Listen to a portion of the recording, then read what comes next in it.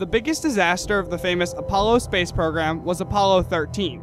Apollo 13 was hit by the Odyssey service module, causing equipment inside of it to fail. Although all astronauts on board survived the disaster and were able to float back on the outer space version of a lifeboat, the very expensive mission to the moon had failed.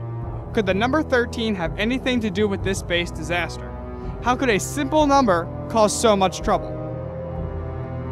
New York City, one of the biggest and busiest cities in the United States, is home to many skyscrapers and massive hotels.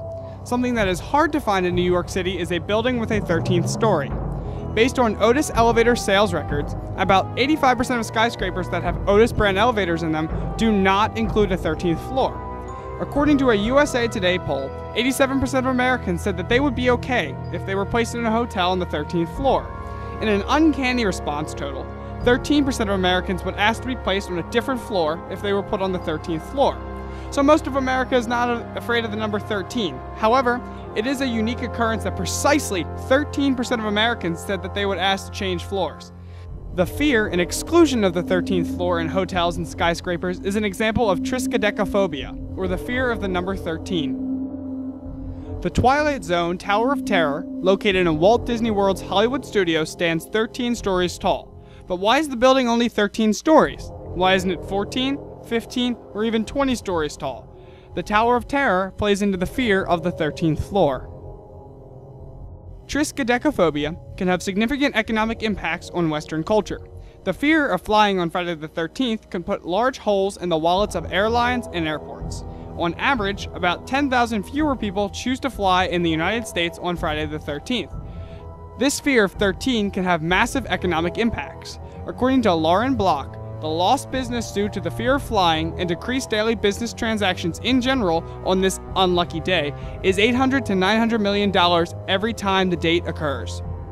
One of the leading superstitions that involves the number 13 is when 13 people sit around a dinner table together. The most common belief is that if 13 people sit down at a table together, one of them will die within a year. Some say, according to Iona Opie, the evil will only befall the first who leaves the table and may be averted if the whole company are careful to rise from their seats at the same moment. The fear of the number 13 continues to influence a variety of people, such as business, transportation, entertainment, and families. Captain William Fowler started the 13 Club at 8:13 p.m. on January 13, 1881. According to Lackameyer, the 13 Clubbers were rationalists who saw superstitions as a relic of the past that impeded progress. The 13 members of the 13 Club would meet on the 13th of each month to eat dinner. The club looked to disprove the deadly fear of 13 sitting at one table together. According to Lackameyer, from the beginning, it was a calculated attack, not just on 13, but on all the popular superstitions of the day. Members had to walk under a ladder to reach the table set for 13. Once there, they were met with piles of spilled salt and forks crossed at each place setting. The club continued to grow under Captain Fowler and began to expand to other clubs around the country. Guests were brought in to deliver speeches about other superstitions and beliefs. Open umbrellas, broken mirrors, and skull candlestick holders were standard at the dinners. The exact end of the 13 Club in New York is not known. A few 13 clubs not located in New York continued to meet, but not long after they separated as well. According to Nathaniel Lackameyer, the former chief ruler claimed that the 13 Club officially disbanded in 1914 because with the advent of World War I, the club's hallmark of reverence towards death no longer seemed appropriate or in keeping with the times.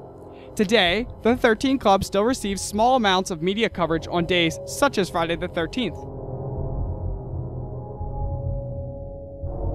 Where did this fear of the number 13 originate from? Scholars have two main hypotheses. The first is based off of the Bible.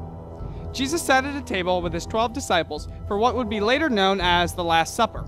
Here, he revealed that there was a traitor among them who sat with him. The day after the Last Supper, Jesus was crucified and died. In addition, his betrayer, Judas, was also put to death. Scholars believe this may be where the deadly superstition of 13 gathered at one table came from.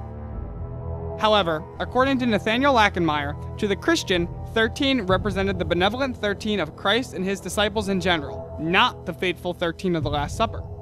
The church saw 13, the total of Jesus and his 12 disciples, not as unlucky, but representative and symbolic. When new monasteries were established by the church, they would be set up, cared for, and run by 13 monks to symbolize Jesus Christ and his 12 disciples. The second believed origin is based on Germanic mythology, known as Norse mythology. Norse mythology tells the tragic story of the death of Baldur, the god of light, in his hometown of Valhalla. Baldur's mother, Frigga, is worried about the safety of her son, so she makes him invincible to everything except mistletoe. With Baldur as an invincible force, the other gods used him for target practice by throwing rocks and weapons at him. Another god named Loki becomes upset that all of the gods' attention is on Baldur. Loki seeks attention and tricks Baldur's blind brother into killing him through his one weakness, mistletoe. According to Lackmeyer, Unlucky 13 enters the picture because there were 12 gods in Valhalla before Loki intruded, making him the 13th, or so the story goes. Norse mythology scholars argue that Valhalla always had 13 gods present, so Loki would actually make 14. Lackmeyer says there is nothing in the myth to suggest that anyone was absent when Loki arrived, so there is no reason to believe that there were not 13 gods present. Both biblical scholars and Germanic mythologists suggest that the number 13 carried no significance in either theory. Unlucky 13 is a belief that is associated with many Western cultures, such as the United States, Canada, the United Kingdom, and New Zealand. The people of Asia don't see 13 as being unlucky. In fact, they have their own unlucky number, 4. According to Nathaniel Lackmeyer, in Chinese, Japanese, and Korean, the word for 4 is unfortunately an exact homonym for death. Superstitious 13 beliefs differ from culture to culture. Airplanes found in the United Kingdom and Canada will include row 13, while other countries, such as the Netherlands, will not include the unlucky number anywhere in the plane. In much of Europe, it is considered unlucky to give someone 13 flowers, while in the United States, this is not a common 13 superstition. In Spain, Friday the 13th is not viewed with the same fear that rocks many Western cultures, such as the United States and the United Kingdom. Spanish culture suggests that Tuesday the 13th is unlucky.